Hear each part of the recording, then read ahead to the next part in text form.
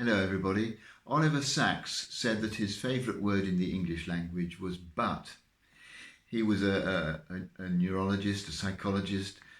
His best known book is The Man Who Mistook His Wife for a Hat.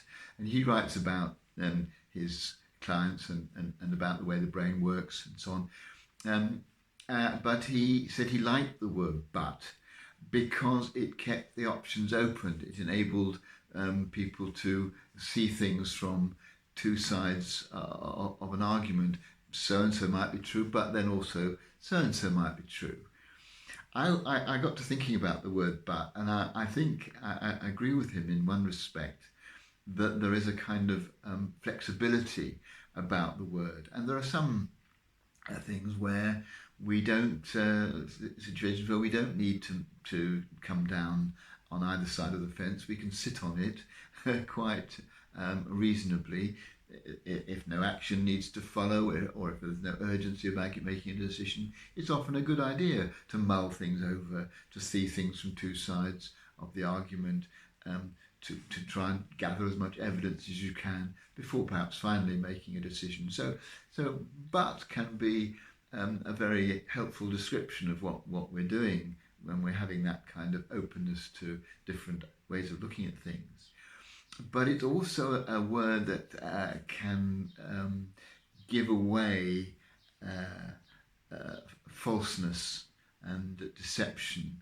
The most obvious example of this is, well, I'm really, really sorry that I did that, but, and then follows something which completely undermines the first part of the sentence.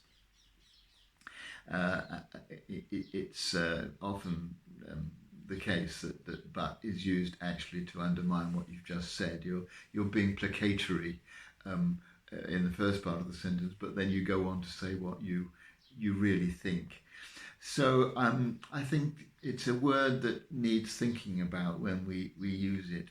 I'm putting in a word for indecisiveness today, for not rushing into decisions, but seeing different points of view before making up my mind.